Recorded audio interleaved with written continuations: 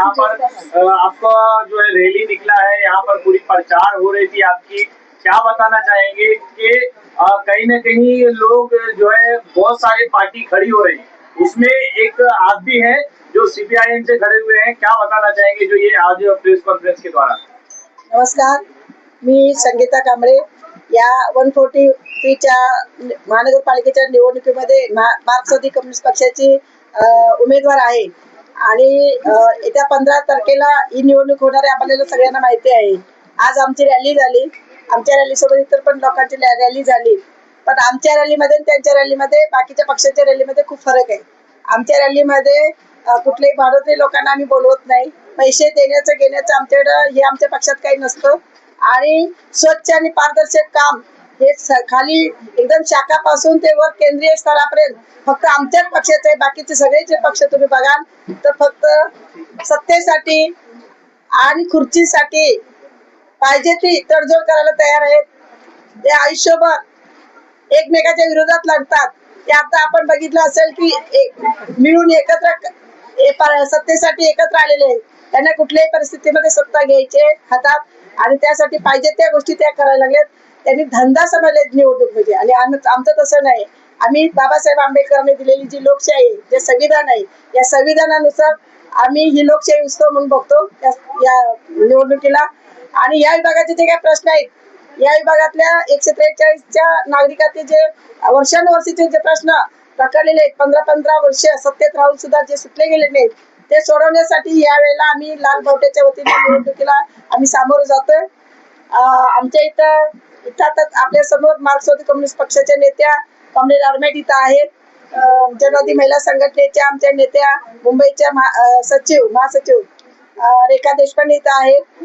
आम्ही या विभागामध्ये घर कामगार, बांधकाम कामगार, फेरीवाले, अंगणवाडी, आशा वर्कर, तसेच रहिवासीचे प्रश्न, हे सगळे प्रश्न घेऊन दररोज आम्ही लोकांच्या प्रश्नावर रस्त्यावर उतरलेलो आहोत। लोकांच्या समस्या सोडवण्यासाठी काम केलेलं आहे आणि 20 ते 25 वर्षापासून या विभागामध्ये सर्व शिक्षा अभियान पासून ते झोपडपट्टीच्या प्रश्नापासून ते कोरोनामध्ये जे काही लोकांच्यावर उपासमारीची वेळ आली होती त्यावेळेला मदत करण्यापासून ते अनेक गोष्टी आम्ही हाती घेऊन काम केलेलं आहे।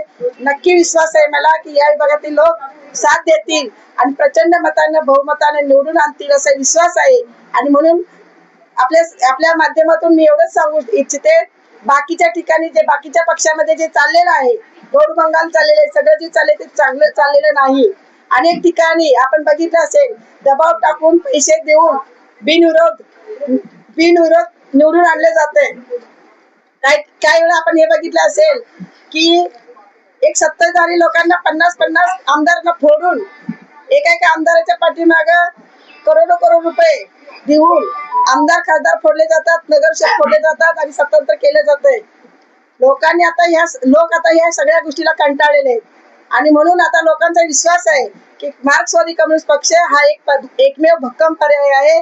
आणि मुंबईमध्ये आमचे 9 उमेदवार उभे आहेत, एक चांगलं यश आम्हाला मिळणार आहे आणि म्हणून आम्ही ही लढाई लढतोय। लोकांचा विश्वास आहे आमच्यावर। आमच्या महानगरपालिकेत या मुंबई महानगरपालिकेमध्ये जे काही आमचे 9 उमेदवार आहेत, लोकांना माहिती आहे की ही श्रमिकांची मुंबई आहे आणि या श्रमिकांसाठी फक्त लाल बावटाच मैदानात उतरतो आणि मार्क्सवादी कम्युनिस्ट आणि डावी आघाडी फक्त गोरगरिबांच्या प्रश्नावर लढत असते। त्यामुळे यावेळेला आम्हाला यश नक्की मिळणार आहे, एवढंच मला सांगायचंय।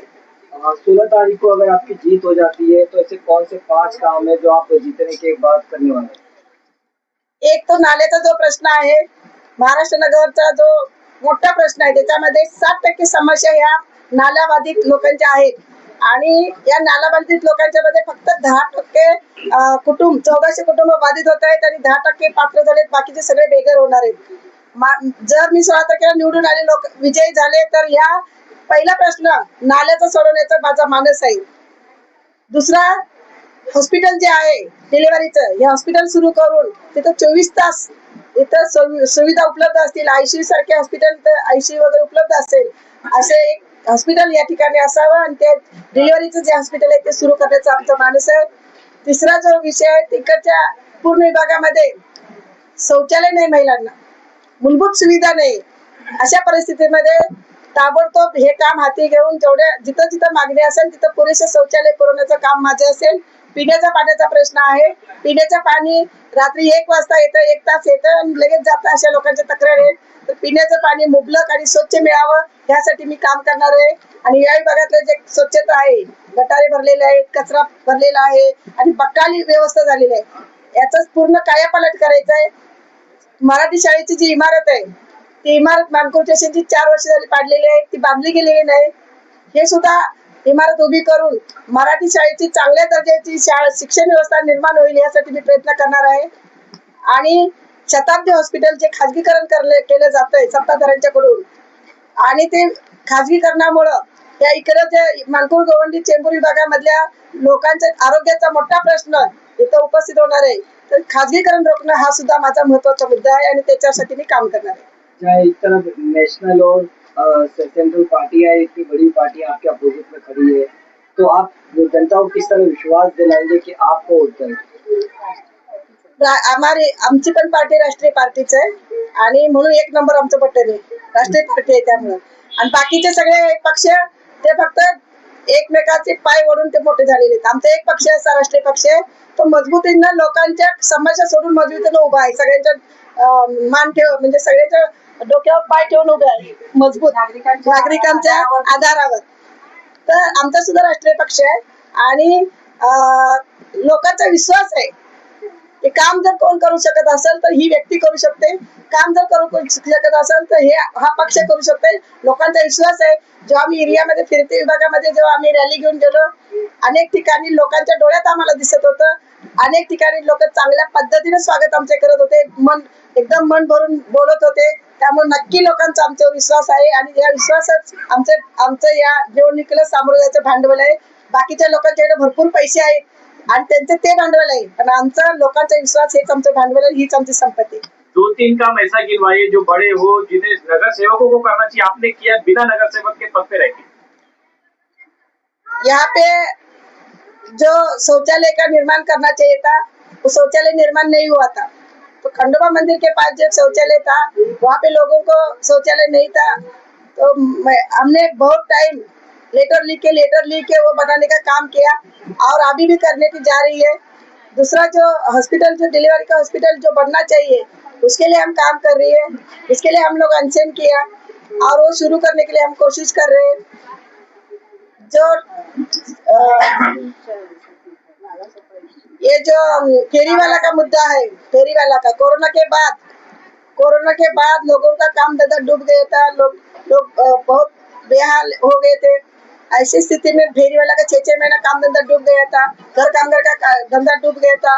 तो ऐसी स्थिति में बीएमसी आके 1200 रुपए फाइन एक तरफ से मारेगी पुलिस, एक तरफ से 2600 रुपए फाइन मारेगी बीएमसी. तो यही हालत में हमने फेरी वाला का संगठन बना के उनको सहारा देने का काम किया.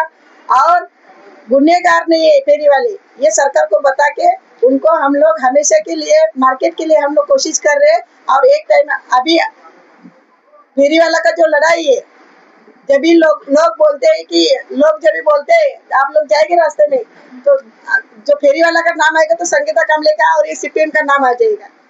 एक क्या मैसेज देना चाहेंगे अपने वार्ड के जनता को? वार्ड को जनता के एक मैसेज देना चाहती हूँ कि यहाँ का यह ईस्ट वार्ड जो है, ये वार्ड है, ये बहुत गरीबी लोग रहते हैं यहाँ पे. यहाँ का रहन सहन लोगों का ऊंचा होने के लिए हम हमेशा काम करते आई है और आगे भी काम करते और मजबूती से काम करेगी. इनका जो बदलाव लाना है, एरिया का जो बदलाव करना है, सिर्फ हम सीपीएम ही कर सकते हैं, बाकी के भ्रष्ट सब पक्ष कर नहीं सकते. इतना ही मैं बताना चाहती हूँ. आप भरोसा रखिए, 1 नंबर बटन पे आप दबा के विजयी करिए. हम आपके साथ में हमेशा खड़े हैं, पहले से खड़े थे, आगे भी मजबूती से खड़े रहेंगे. और हंसी हथौड़ा ताड़ा ये हमारा चिन्ह है. आप हमको जिताइए. क्या कुछ अपने काम के बारे में अभी अपने बताना था जो नहीं बता पाए, क्या बताना है? भीमनगर का झोपड़पट्टी का एक प्रश्न था, वो 10 साल से ज्यादा मैंने लोगों का मुद्दा वो घर का मुद्दा को लेके एक केस लड़ी थी और कोर्ट का लड़ाई भी लड़ी है और रास्ते की लड़ाई भी लड़ी है और लोगों का घर मिलाने के लिए कोशिश बहुत किया और उनका भी घर बैठ गया। लगभग कितने घर होंगे उसमें जो आपने दिलवाने की कोशिश 82 लोग हैं। की? 82 10 साल पावर ऑफ अटर्नी लेके खुद का काम धंधा छोड़ के हमने ये काम किया है और सिर्फ एक ही इसमें ये था कि लोगों का जो गरीब लोग है उनको कोई शोषण नहीं होना चाहिए, उनका घर का उनका जो छत है वो कोई पैसे वाला छीनना नहीं चाहिए, इसके लिए हमने काम किया। उसमें पहला ऐसा था कि प्लास्टिक का झोपड़ा में लोग रहते थे, डेमोलेशन होता था सारा टाइम, ये बिल्डर और बीएमसी उनके पीछे पड़े थे, लोग परेशान हो गए थे। तो मुझे से ये देखा नहीं जाता था, मैंने वो काम हाथ में लिया और 10 साल केस लड़के उसका उसका यशस्वी लड़ाई लड़ा। कहीं ना कहीं देखा जा रहा है इस चुनाव में जो है धर्म का मुद्दा बहुत तूल पकड़ा हुआ है। धर्म के ऊपर लोग वोट मांग रहे हैं, तो क्या कर रहे हैं ये लोग? सही कर रहे हैं या गलत कर रहे हैं? गलत है। जब भी चुनाव आता है तभी धर्म उनको याद आता है, जब भी चुनाव आता है तभी जात उनको याद आते हैं। जब भी चुनाव नहीं होता है तो ये यहाँ के धर्म के बच्चे कहाँ जाते हैं, यहाँ के लोगों का रोजगार है कि नहीं, यहाँ के लोग कोरोना में जी रहे कि मर रहे हैं, तभी कोई धर्म वाले न आ रहे थे, न जात वाले आ रहे थे, सब लोग मिलजुल के एक दूसरे को मदद कर रहे थे। तो चुनाव ही आता है तब लोगों को क्यों बांटा जाता है? हमारे पक्ष का कहना है कोई धर्म कोई जात नहीं, सब इंसान एक है और एक होके लोगों के जो बंटवारा करने वाले लोग हैं उनको घर में बिठाना है और जो सबको साथ में लेके जाना है उनको चुन के देना है।